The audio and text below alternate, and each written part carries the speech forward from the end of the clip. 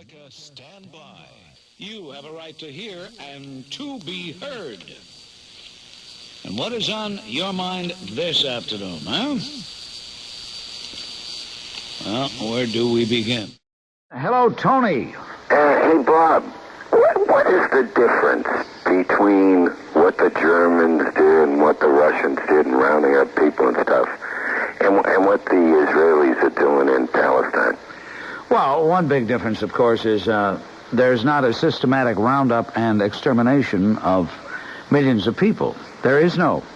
There is no extermination of people. There is, however, the deportation of 9 troublemakers. I saw films, and the Germans used water cannons in riots. My foot, they did.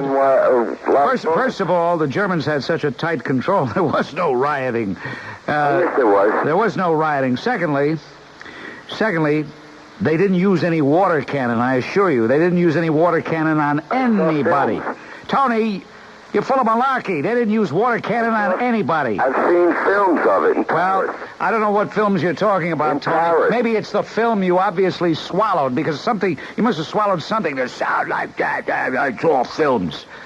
You're a cavone, Tony. You know that? Proprio no cavone. Hey, Bob, the truth hurts, doesn't it? You sit there and try to use the English language, but something is getting in your way, Bill. Maybe it's your tail. Now get off my phone, you creep! Hello, Joe. What's on your mind? Hello, Bob Gunn. Congratulations on your ratings. Thank you, Joe. But thanks God that the people are smart enough they didn't vote for Bush anyway, although you're so popular. Even though your ratings are so high, they didn't vote for Bush anyway. What's that got to do with me, you jerk? By the way, if you ever learn how to speak English, we'll have a conversation. Oh, they've been doing it. Joe, Bob, you know,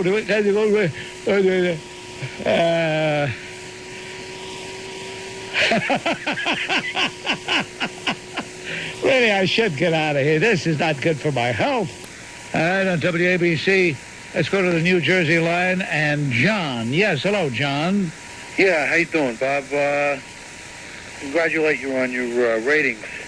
Yes, John. You're a great entertainer. I just feel bad for some of the listeners that think that you're on the level with a lot of stuff.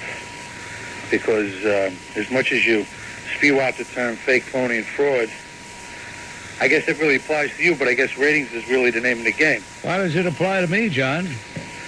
Well, you go back to your interview with Al Sharp. That's a guy that you've blasted quite a bit in the past. And he knows that I blast him. He mentioned that, and he thanked me for having him on, even though I've blasted him. I should not have had him on at all. I'm not saying that at all. My point is that when you had him on, you backed down. What do you mean by that? Wait a minute. Wait, hold it. Stop right there. Go right ahead. You mean I said, Al, I've changed my views? Did I tell him that? No. Well, then how in the world did I back down? Okay, can I tell you? All right. Well, when you speak of him in a very tough, determined way. And when you had him on the radio show, which I'm not objecting to, you didn't give the tough questions that you might give someone that you talked about. Well, what question should I have asked that I didn't ask? Everything that you were saying generally. No. What question should I have asked? All right. Well, I would have said that. Look, I feel that a lot of what you do out there incites racial violence, and you don't bring about healing to the communities. You create more problems. In other words, you wanted me to tell him what I've already told him before. Well, if there's a time, no. People wanted you to tell them. I tell you what, I'll make you happy. I'll give you permission not to listen. You don't have to listen anymore, Joe. Well, there's one other comparison I wanted to make, if I may. Is that all right with you? I don't care, John. You're the schmuck making the call. I'm here getting paid. All right, I hear you. I'm here getting paid to talk to you. Are you getting paid to talk to me? You're right. Okay. No, I'm not getting paid. You're right. But hey, what the hell? I figure I'm just a little guy in this world. I make a phone. Well, I don't mind you being a little guy. We're all little guys when you come down to it. Yeah. What I don't like, though, is the fact that you're a dumb guy. That's what I don't like. Oh, okay. Well, it's a little bit of a shtick there. I like it. That's why There's no shtick. You're dumb. That doesn't take any shtick. You're dumb. Come on. It's the ratings. It's for the ratings. I get it. In other words, I called you dumb and the ratings went up 10 points. There you go. Yeah. You got to feel it. Well, but the other thing I wanted to say was the guy had called in quite a while back about a bill that he wanted to pass, and about you can't discriminate against people if they're short, if they're fat. And I think a lot of people found that to be silly. I'm not in disagreement with what you were saying about that. But you made a statement. You said, well, I think that an employer should have the right to hire or not hire whoever he wants if he's in private industry. But I'd have to ask, I believe that's what you said, right? That's what I said. That's what I believe. What do you want me to say? Something I don't believe? I'm following up to a question. My question would have to be to you then. How did you feel all those years ago when you applied for your job and you had to change your name?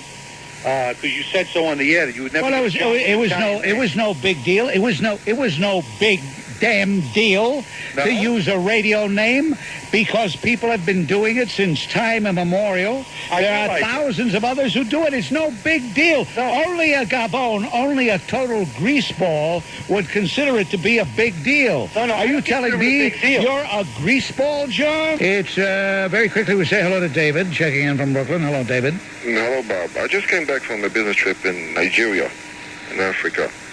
And I haven't seen the Reverend Jackson down there protesting the human civil rights violations that are being done there. People are being arrested, beaten up by other blacks, and not a word from him, not one editorial in the New York Times. How come? Because Jackson doesn't care about blacks. Jackson only cares about whites. And what do I mean by that? I mean that he only wants to put down whites. So he has never protested when blacks have killed blacks. He never said anything about the fact that Idi Amin killed about 340,000 blacks in 1973-74. He didn't say a word about that. Why? Because Idi Amin himself is black. So he's not really concerned with black victims, only concerned with who the perpetrator, in his view, might be. This is America's most listened to talk radio station. WABC, New York. It's 4 o'clock. I believe that if women really knew what abortion was and what it does, as the lady who called earlier knows firsthand, no woman in her right mind would ever choose it. You sound like a real fanatical anti-abortionist. Well, all I can say is that the newsbreaker that you had on a few minutes ago really hit the nail on the head when he talked about the most ominous sign of the crime that he was describing, and that is the failure to recognize another human being and to treat it special. And that's what legal abortion is. And as long as we kill cut it out. Yes, when we cut it out, then maybe we will be a less violent society. Thank you. It's glad to see you can get upset about it. Yeah, get off my phone, you windbag. These sanctimonious, fake, phony frauds. Right here on WABC. Ronald, you're on WABC. Hello. Ronald, are you there? Hey, Bob, how you doing? What's on your mind, Ronald? Yeah, I'd like to speak about that guy that called about Aladdin. What's a grown man doing watching cartoons? Well, no, it isn't that he's watching cartoons. It's that the Disney Corporation made a feature-length cartoon called Arabian Nights. And in it there's I thought it was called Aladdin. Called Aladdin, and in it is a song called Arabian Nights. And that's what he's objecting to. Bob, do you watch cartoons? On WABC, let's say hello to Carl. Carl, hello. Yes, Mr. Grant. I noticed in the beginning of your show you had a preponderance of idiots calling people animals and dogs because they tried to cool off for a little horseplay and a pool. Yet, when a guy, a real beast, a barbarian, butchers 18 women, he's a nice guy. He was such a gentleman. I bet you this guy was probably a Republican living in a quiet area. Come on. That's right. No, you talking about, wait a minute. You talking about Joel Rifkin? I know you can hear me, and we can't hear you, Carl, because I pulled a switch on you. Carl, you know what? You are a real lowlife, creep. Not only are you a bad person, not only are you a vicious scumbag, you're dumb. That's the most unforgivable sin of all. This is America's most listened to talk radio station. WABC, New York. It's 5 o'clock. Ed, what's on your mind? Are you there, Ed? Ed? Ed, are you there? All right, Ed, as they say in Brooklyn, where you're calling from, Abadan. Okay, here's Richard. Hello, Richard. Yeah, hello, Mr. Grant. I was listening to your opening monologue. You were talking about the new gutter language, suppose, that is like sweeping the inner city. The dis and the ask and whatever. Mr. Grant, basically, every generation, if you want to call that, comes up with its own idiotic taglines. From, 60s it was freaky and groovy and whatever, and then we had the such famous words in the 50s and all. Why so much antagonism over these new set of words? Which will because I find these words to be absolutely, totally repulsive and obnoxious. I find that what is happening out there is groovy was a slang term that had been created, and a few other terms had been created, and they were relatively harmless and meaningless, and never really gained much attention in the general media, except to quote somebody. And you're a jerk, and I've just hung up on you because you started interrupting me. I tried to answer your question, you freak. And by the way, I want you to know that this guy has been complaining, calling the management here at WABC, complaining that I hung up on him, and saying, I want to be on, I want airtime. I want airtime. Make him give me airtime. Okay, you've got the airtime. What do you want to say? Thank you very much, first of all. I'd like to thank the producer who, in his wisdom, has seen fit to give the proper airtime to what's a very serious issue. Serious issue? Yes, it is a serious issue, being that New York City, right now with their policy, has the right to confiscate your ferret, even if you do not live in the city. If you come into the city with your ferret, they have the right to confiscate your animal and to euthanize it. They have the right to put you in jail, and they have the right to fine you. Now, this happens to be very serious. They are saying because of lack of wisdom and lack of intelligence and a refusal to look at the information which is available, that ferrets are not an exotic animal. They're not a wild animal. They do not exist anywhere in the wild, the European ferret. They're purely and completely domesticated. Now, just recently, a few months ago, at a compendium held in Texas, San Antonio, Texas, the American Veterinary Association changed the classifications regarding ferrets from exotic and wild to domesticated. Now, the city is refusing to look at this information. They're refusing to look at the data which has been accumulated on studies in both Germany and France on the gestation period of rabies in ferrets. They're refusing to recognize that there's an approved vaccine for ferrets in rabies. And in general, they just don't want to come in line with New York State's policy.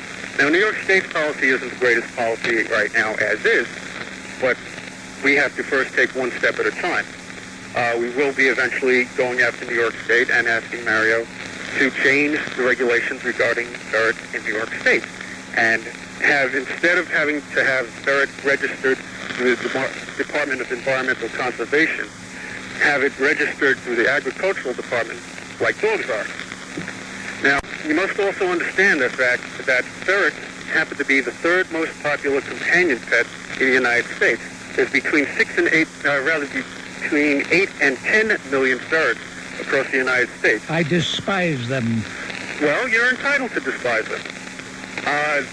I don't know if you like dogs or cats, but that's you're entitled not to like whatever. I think they're hideous. I think they look dangerous. They're far from dangerous. They're members of the rodent family. No, that's wrong. No?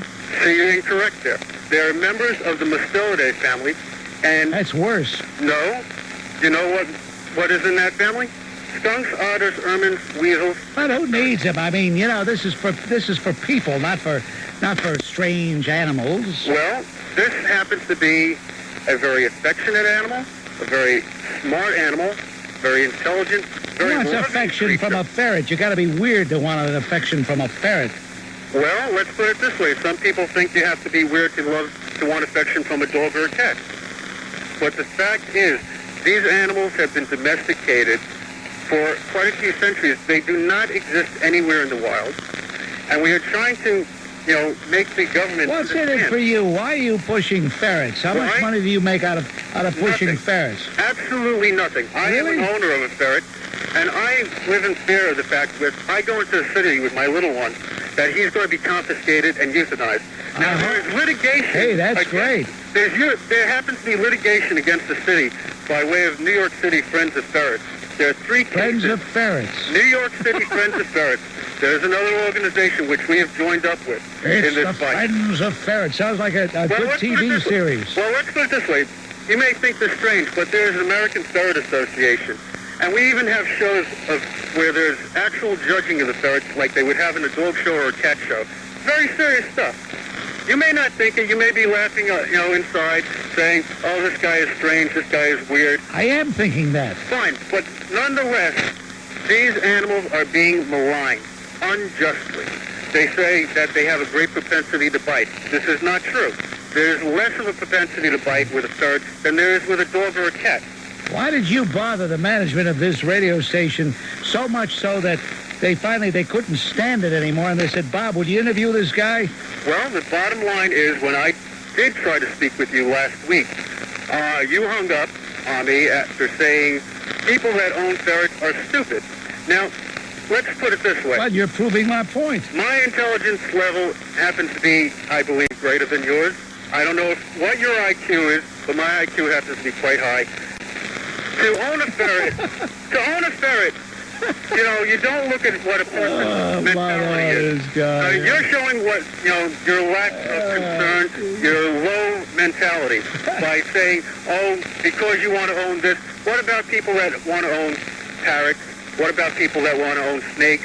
Or, whatever. What happens with that? Do you look at those people strangely? Yes. I think they're just as weird as people who want ferrets. What about people that want to own dogs or cats? Do you think they're strange? Yeah, I think it's a bit weird. Why do you want to bother yourself with a pet in the house? You got to take them out. You got to walk them. Well, They're dirty. They smell and all that. Then you're not an animal lover. No, I don't hate them, but I don't love them either. Okay, Yeah. so you're kind of But ferrets, that's But the ridiculous. thing is, I mean, though, at least a cat, I could find some reason for a cat and a little pug or an English bull, but a ferret, they're ugly, they're hideous. They're not ugly. They are adorable. They're affectionate little animals. Have you ever seen a ferret up close? I ask you that. I've never met a ferret I've liked, No, but have you ever seen a ferret up close? and I don't want to. As a matter of fact, I tell you something, Mr. Goodharts. I will never come to your home for dinner because you have a ferret in your house. Well, I wouldn't invite you, sir. Thank you. But I want to tell the people this.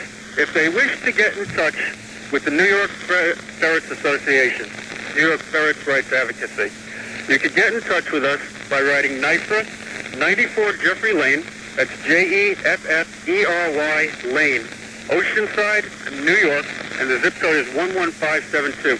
We want to hear from people that own ferrets. We want to hear from people that know people that own ferrets, and anybody who is even curious about what ferrets are all about. We will get in touch with you by way of letter or by way of phone. It is important that we get this thing straightened out because there is litigation going on not only in New York State and New York City, but in all 50 states, and little by little we are getting the attitude changed from state to state. Little by little, they are realizing that this is a domesticated animal. We don't want to push it on you that, you should own a ferret. No, we're not saying a ferret is for everybody, just like a dog or a cat is not for everybody, or a bird, or a snake, or an amphibian, or whatever. Cut it out with the snake. Don't even mention that word. But here's the thing. For those people that want it, but Bob, the thing is, for those people that want it, and want to take into their lives this small animal, they should have the opportunity, they should be allowed to have this animal without the government saying, you are not allowed to have him. You're not allowed to have that animal. Okay. Because we think it's dangerous. Can I tell Mr. Farquhar? Can I tell the general manager, Mr. Farquhar, that you got your airtime, or are you going to call him tomorrow and say, he was arguing with me. Arguments I don't mind, sir. Oh, you don't I don't mind arguments. Okay. It's just, hang-ups and, Okay, I didn't hang up, did I? No, this time you didn't. Okay. You were very kind as to allow me my time. I will give him a call tomorrow to thank him. Really? Okay. For the time. I thank you for allowing me to bring my opinion out. And well, I hope... Don't thank me. I just did it because he was nudging me, you know? I understand. I hate to see a grown man cry, and he'd come in crying, say, please, get Mr. Goodhart's on the air. Oh, he cried. Yeah, he cried because you cried. I didn't cry. You didn't cry? I yelled. The ferret said you cried. I didn't cry, I yelled. Oh, okay. There's a difference, sir. You're right. As a matter of fact, if you cried, you wouldn't be on, but because you yelled, you got on. Okay, that makes sense. Thank you. Thank you. All right, he's a nice man, Mr. Goodhart. He's a nice man. I just think that, hey, what is going on in this building? What is all that noise upstairs? Find out what they're doing on the 18th floor and shoot them. I mean, you know, the other day, I heard all this. You can't hear it, ladies and gentlemen. It's not picking up on the microphone. But they must be moving bodies in or taking bodies out. Who knows? Maybe it's an Islamic group getting ready for something. But the noise, and it's making the studio shake. What do they got, ferrets jumping around upstairs? I got to get out of here, really. I mean, can you imagine? The guy's been calling our general manager, demanding that he get on. Demanding, I got to get on. I got to speak out for the ferrets of America. John, you're on WABC. What's on your mind? Hey, Grant. I know why you don't like ferrets. Same reason why you don't like looking in the mirror. And with that, he hung up. I didn't hang up on him. I did not hang up on him. He hung up on me. That was John of Long Branch, revealing beyond any shadow of a doubt what his real problem is. Let's try Scott from Brooklyn. Hello, Scott. Hi, Bob. This is Scott from Brooklyn. I just want to talk about David Dinkins and his manner of speaking. I haven't heard anybody speak about this yet, but did you notice how he uses big, high-polluting words to say something real small and simple? He uses phrases like, as it were. And I heard him on TV and from Israel the other day. He said, from within the city or without the city. Who the hell talks like that? Nobody says from without the city. And he just sounds like a jerk sometimes. He has nothing to say, but he uses fancy words to try to make it sound like something to cover up. Exactly. Exactly. Very good. Thank you. The other thing, Bob, is Lee Out-of-Town Brown. In the Times today, there was not an article, but it was just a picture of him with a caption that said that he was he said that he was out of the loop, meaning in Washington, when the Clinton administration had passed a lower appropriation for drug funding than he had wanted. So he's just continuing with his personality, being out of town. Before it was in New York, now it's in Washington. Same thing. Well, the one thing that will save him is the fact that drug czars have done nothing anyway. That's and right. it's the most absurd cabinet appointment outside of the AIDS czar. We've got the AIDS czar, the drug czar. Well, it's nice work if you can get it, you know? Maybe you and me can get it. Except it's not work. It's a no-show job is what it is. That's right. And lastly, I know you're closing out tonight. I want to say to the guy with the ferret, listen, you jerk. It's the Bob Branch Show. It's not some guy from upstairs in the office at WABC show, okay? If Bob wants to talk to you, he'll talk to you. If he doesn't, then leave him alone and don't tell him who to take, because it's the biggest waste of time to listen to your stupidity. I don't know how many people out there have ferrets. Maybe I can count them on one hand. I wonder what he really does with that ferret when nobody's listening. Well, this is New York, you know. Yeah, who knows? Maybe that ferret would meet a gerbil. Okay, Bob, thank you. Take care. Be well. When a ferret meets a gerbil. No. By the way, the general manager didn't order me to have the guy on. Let me make it very clear. As a matter of fact, if he had ordered me to have him on, that would be the last order he would have given me. And besides, in all fairness to him, he's not that kind of a guy. He just asked me, would you please put the guy on? He's been calling me. Would you please put the guy on? So I put the guy on. Now, Busey, that's another matter. Busey, of course, did he go to military school? He acts like some smart-ass punk who went to military school, and had his tie tied a little too tight. You know what I mean? You know what I mean? There he is. You know, he's not a wasp, but he can sure act it. The Best of Bob Grant returns after these messages from WABC.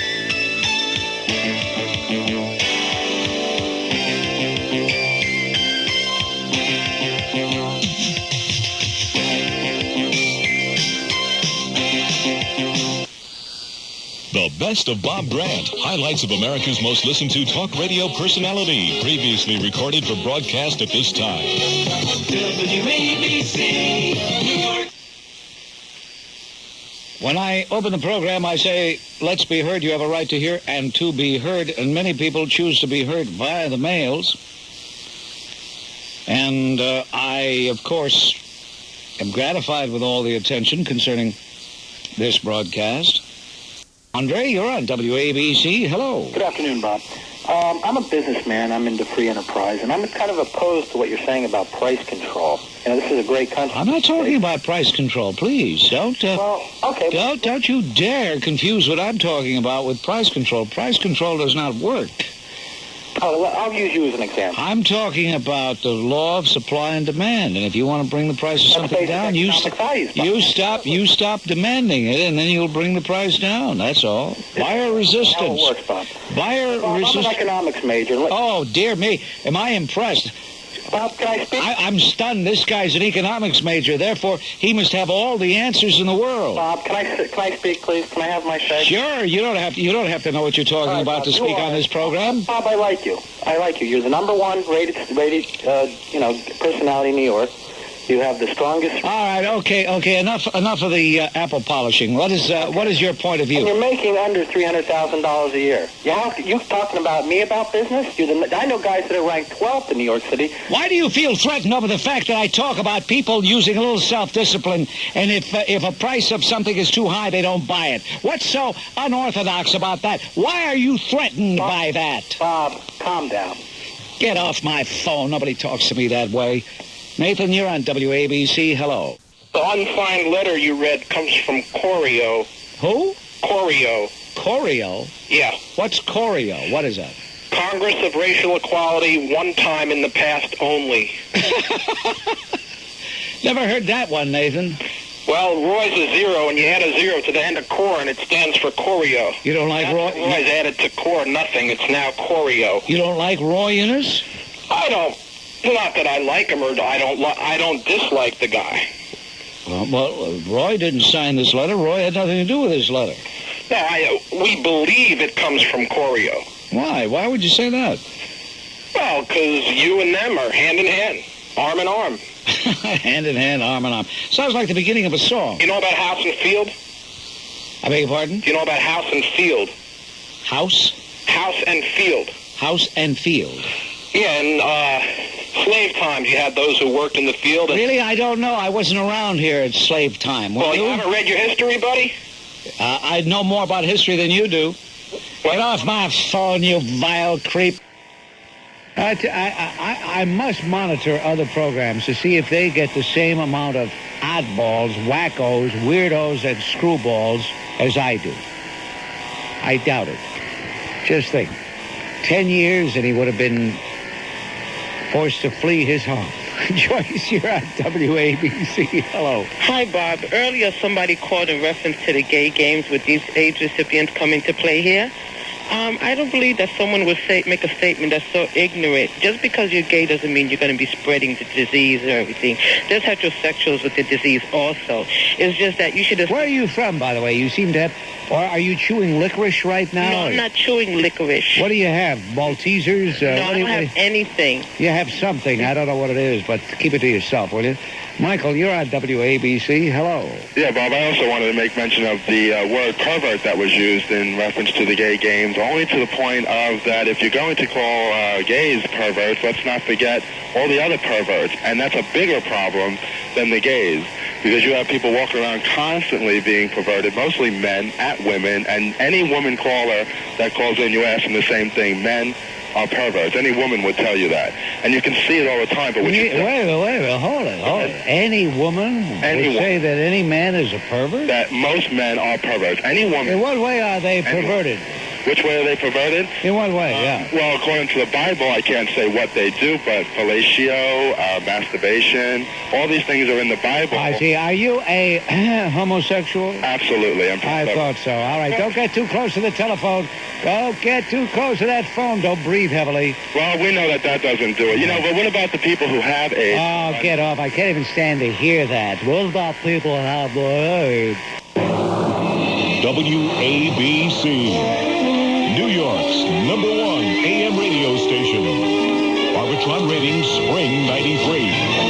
Bob Grant, WABC. All right, WABC, and naturally the Times didn't write about me, but all the other newspapers did. I shouldn't say naturally the Times didn't, because lately the Times has done some stories on me. No, I shouldn't. But all the newspapers had a story about, hey, work for somebody else. Why don't I get with it and start talking about myself for the 4 hours I'm on? Because that pays off. That pays off. Hey, here's what new WABC packed for Grant. This is from the Daily News. Though he has said loudly several times of late that he was fed up with his top-rated radio show, Bob Grant has signed a new multi-million-dollar deal with WABC 770 AM that will keep him at the station through the year 2000. His old 7-year contract did not expire until next year, but his on-air griping got WABC hopping on a new pact. We just figured maybe we could sweeten it up now and make his life more pleasurable, said John Manelli, WABC's program director. Under the new deal, Grant gets more vacation and the chance to work from home up to 20 days a year, most likely on holidays. And when his 3 to 7 p.m. show will be cut short by Oriole baseball games, Yankee baseball games. Wiring Grant's New Jersey home will be done at considerable expense, Manelli said. All right, that's the Daily News. Paul D. Colford writes in Newsday, Grant's rants to stay. Bob Grant, the combative conservative heard on WABC 770 AM, has agreed to a deal extending his contract through the year 2000, the talk station announced yesterday. Grant, the most popular broadcaster on the New York dial in the afternoon drive time, reportedly earns around blank a year under a contract that runs until the end of 1994. However, WABC negotiated an early extension worth more than $3 million, so no other station could lure him away next year. Sorry, Mel Carmazon. Sorry, Bob Bruno. Sorry, everybody. Grant practices conservatism with a bite, sometimes dismissing callers to his show with a get off the phone. He also has stirred controversy with his remarks on racial issues. He has described the Reverend Martin Luther King Jr. as a fake, a phony, and a fraud. End of quote. A while ago, my parents and I had gone over to New York to see the Mutts play. And my mother pointed towards Gracie Mansion when we went over the GW Bridge. Gee, there's Gracie Mansion. But I had a laugh. I said, yeah, I wonder if the men's room attendant is in residence. And she had no idea who the men's room attendant was. And when I told her that you had pointed it out, that was Mayor Stinkins there, she finally understood it really is. Well, I'm not quite sure I understood everything you said, but let me say this to you. He may loom as inept, and he is, but when he has to be, he can be very smooth and very sharp. He was at his oily best yesterday on this radio station. Oh, I heard that. Did you hear him at 9 o'clock in the morning? Yes, I do. So don't sell this guy short. In the clinches, he is a very oily character. All right, Tony checking in now, WABC. Hello. By the way, may I please just give a salute to the governor, please? You want to give him a salute? You want to give him a greeting? Yes. All right. May I? Yes. Mario, attendeme to the province Fachim. All right, thank you, Tony. Nice talking to you, Mr. Cook. All right. Where is that group that met at the lobby of the Metropole Hotel? And then, of course, prior to that, the Bauer Grunwald Hotel in Venice, and the Anglo-American Hotel in Florence, the Grave d'Albion in Cannes, the Sofitel in Lyon, and the Hilton in Paris. Now, here's a recording. This particular one was done at the Anglo-American Hotel lobby in Florence. Listen.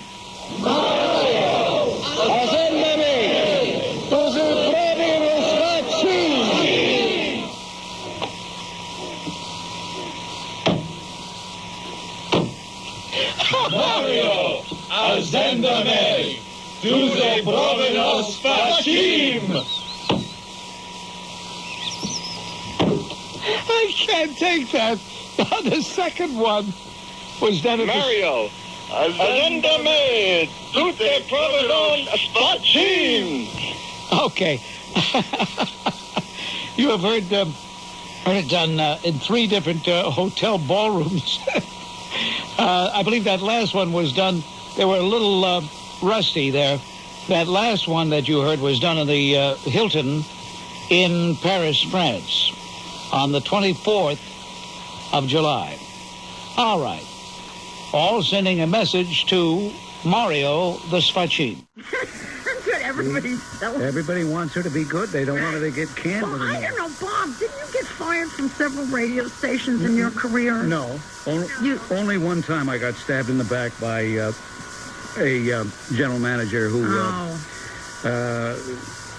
has since fallen on very hard times because I put the malocchio on him.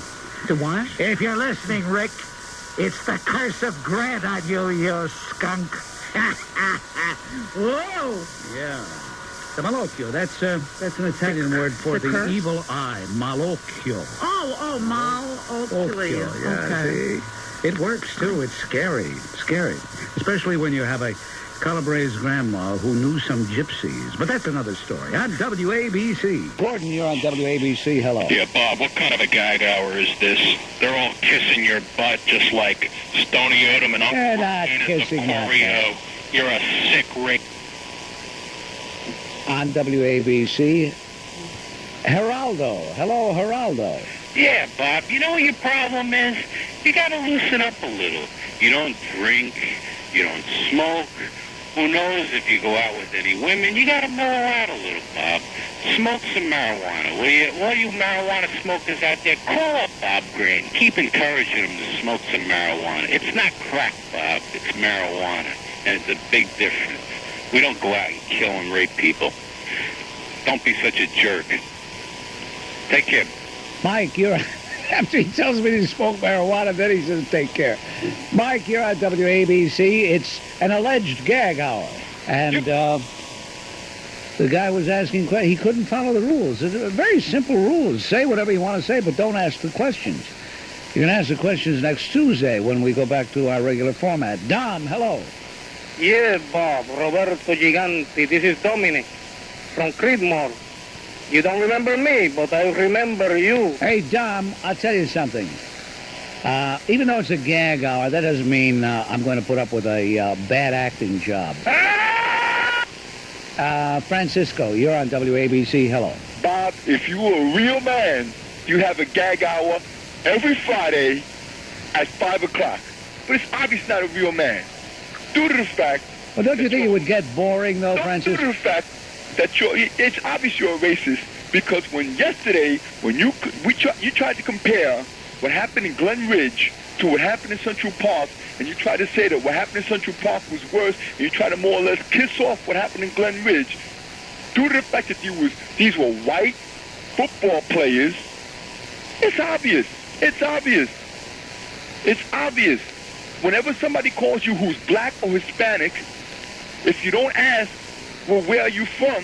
And even the lady that called you before from Harlem. I don't ask you where you... Hey, Francisco.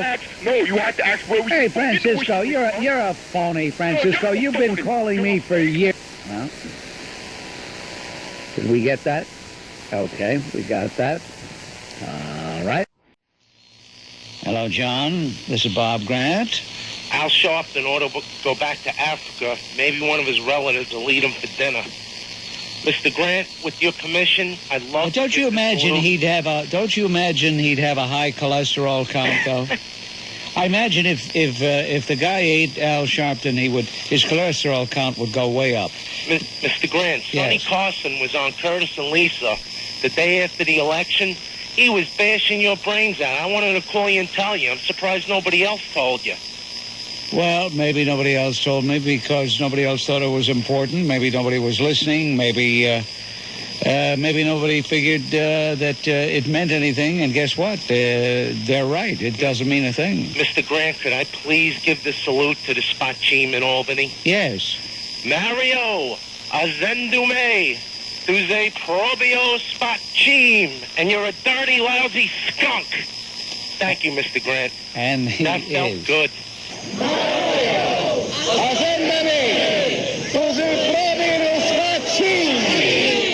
It sounds almost like the same group, but it isn't.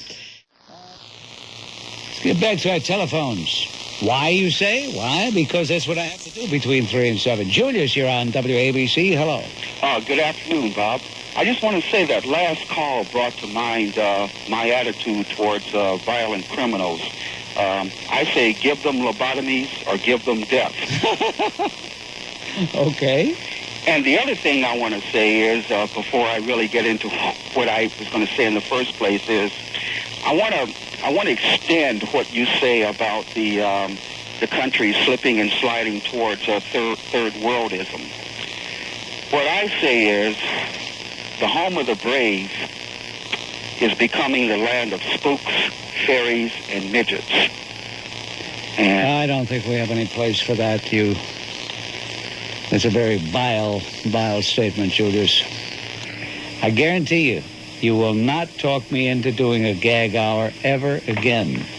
This is not the beginning of the end. This is the end of the end. All right.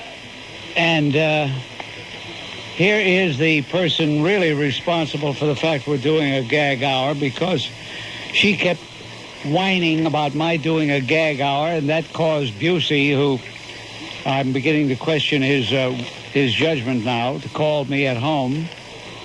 You realize, Lynn, that you're responsible, don't you? But, Bob, you are so stupid.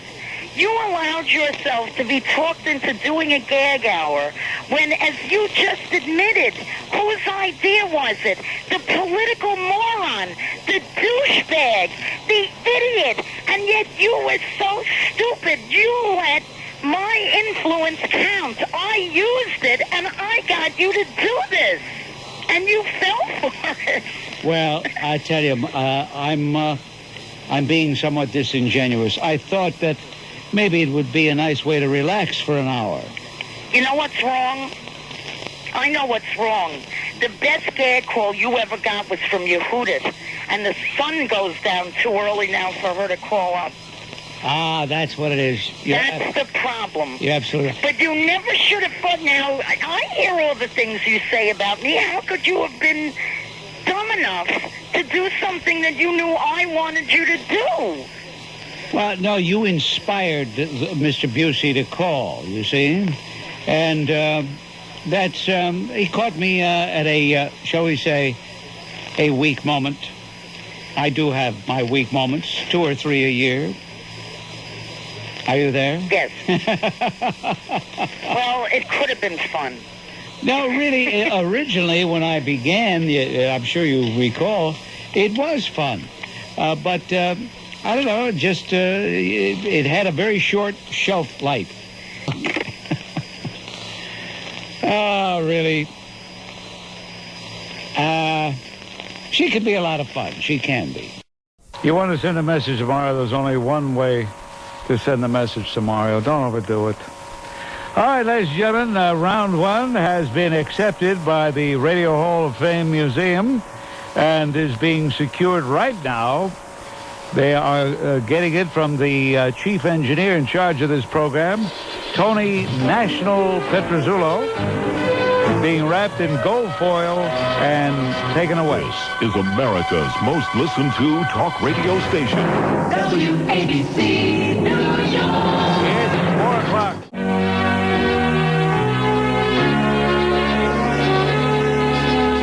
Bob Grant. It's fantasy time, ladies and gentlemen. Fantasy time right here on the Bob Grant program. We get together every day, 3 o'clock. I say, let's be heard. And between 3 and 7, we talk about a lot of things, but there are more things we don't talk about.